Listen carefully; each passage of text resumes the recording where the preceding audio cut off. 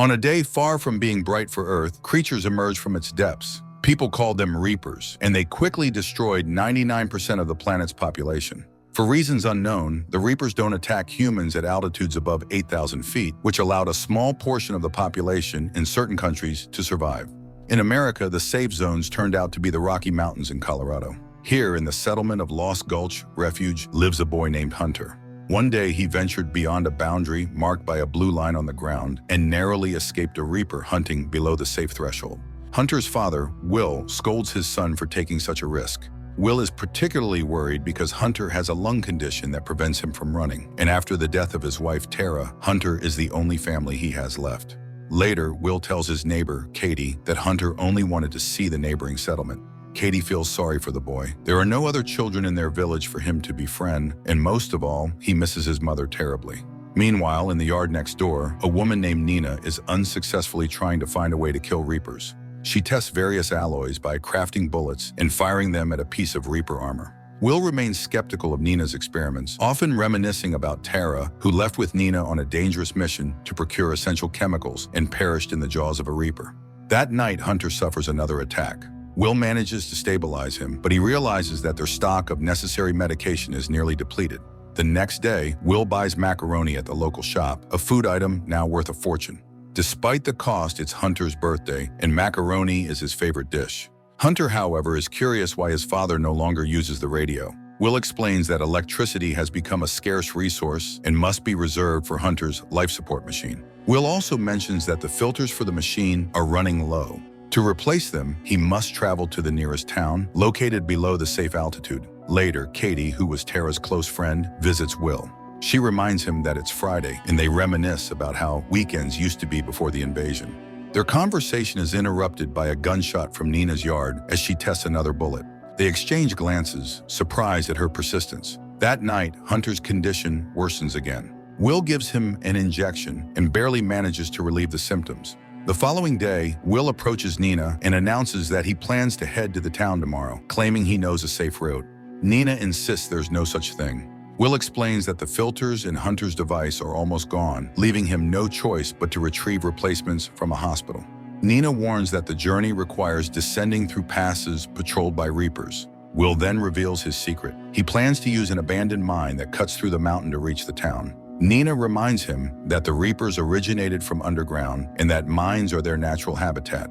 However, Will insists he knows the mine well and the distance to travel is relatively short.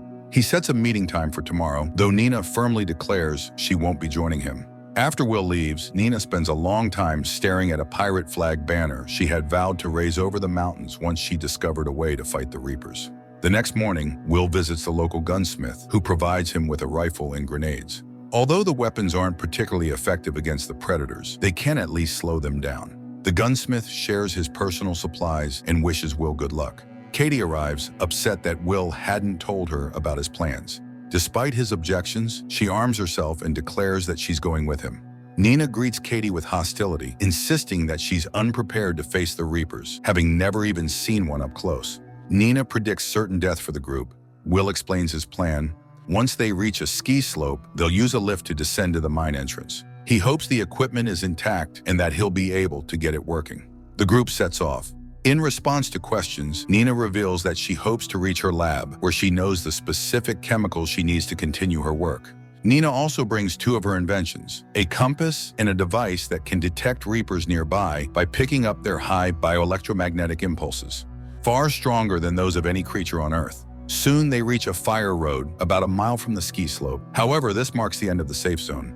The group crosses the boundary and moves cautiously, weapons at the ready. They come across several wrecked vehicles, scavenging supplies and weapons from them. Katie takes a grenade launcher, displaying her Texan upbringing and skill with such equipment. Meanwhile, Nina discovers a fragment of Reaper scale. As she retrieves it, a heated argument erupts between her and Katie. Katie blames Nina for Tara's death, while Nina dismisses Katie as an inexperienced nuisance. Will intervenes, breaking up the fight, and the group continues toward the abandoned ski area. Suddenly, a distant whinny echoes from the woods, surprising the group with the sight of wild horses now roaming freely in the mountains. Before long, they arrive at the ski resort. The summit and safety are within reach. However, Nina warns that reaching the top is impossible, as a reaper is already nearby. Will and Nina rush to the backup generators, attempting to power the lift while Katie stands guard with a grenade launcher. She waits for the creature to appear from the forest, but sees no sign of it. Finally, the beast emerges from the tree line. Katie fires, but the grenade misses the agile monster. The Reaper charges toward her. As Will manages to activate the lift, he and Nina leap into the gondola, which begins its ascent.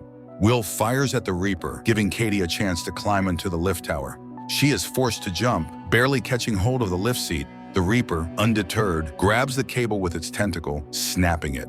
The group plummets to the ground, narrowly escaping into the safe zone. That night, they rest in an old guardhouse. Katie admits she's terrified, confessing she hadn't realized the nature of their enemy. She now sees the Reapers as perfect predators. Nina shares her perspective. The Reapers don't rest, nor do they consume humans, though they kill them relentlessly. They also leave other creatures untouched, leading her to doubt their biological nature. As the women fall asleep, Will reflects on an argument with his wife. Tara had urged him to trust Nina, claiming she could save the world. Will resented the notion, believing Tara had no business risking her life, especially with her vulnerable son to care for. Nina, having no family, had nothing to lose. But Tara had reminded him that Hunter's filters would eventually run out, and he would die unless they acted. Will had been unable to dissuade her.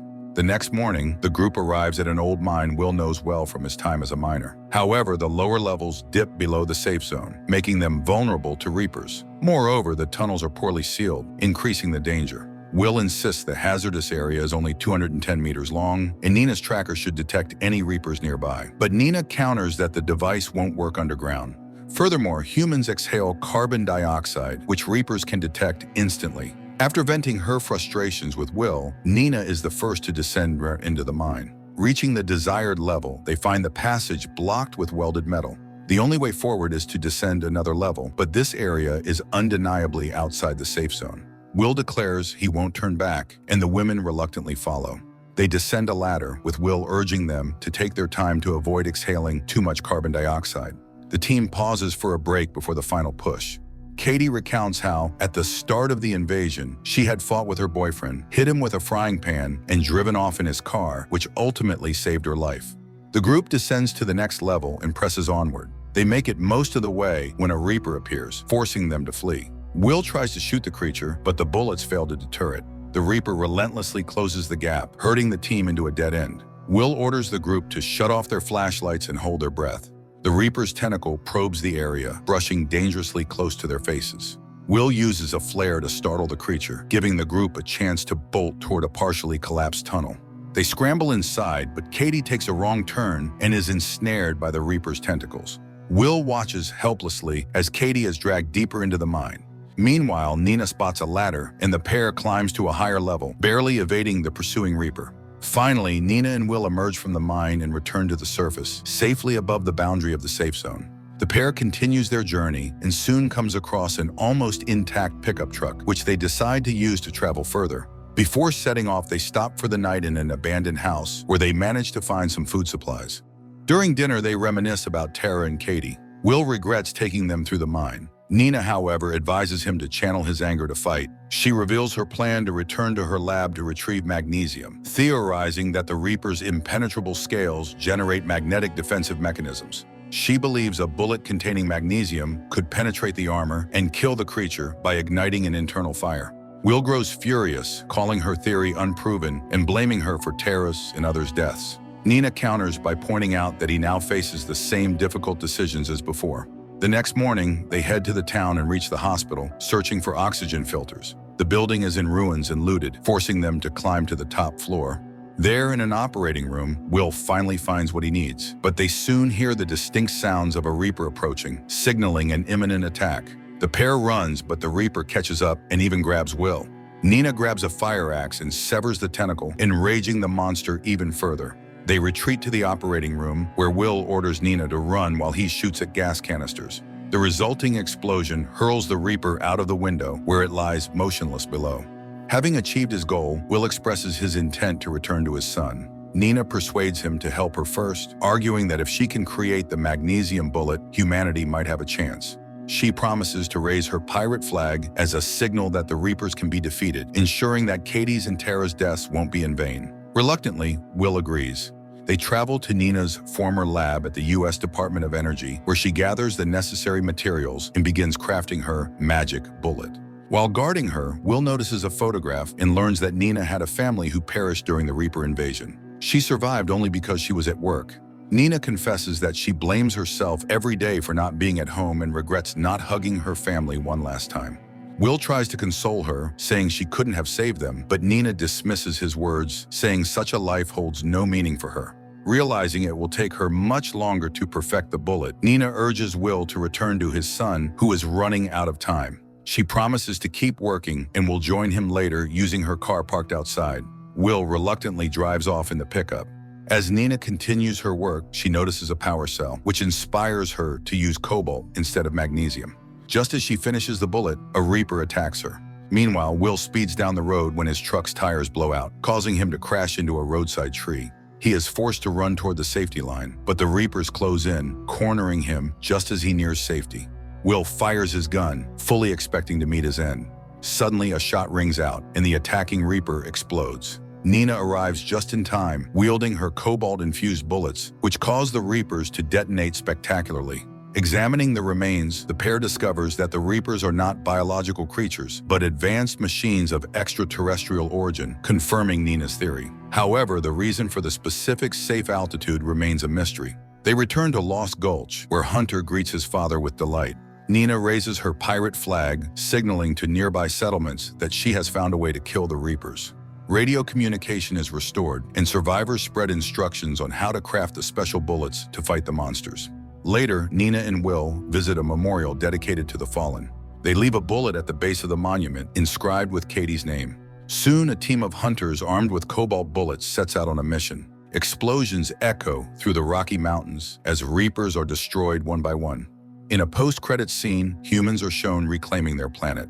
One night, while Nina stargazes through her telescope, Will joins her. Together, they watch as 3 glowing objects enter Earth's orbit. The film unexpectedly turns out better than anticipated for a post-apocalyptic monster movie. However, the origin of the monsters remains unexplained, leaving room for a potential sequel to provide the answers.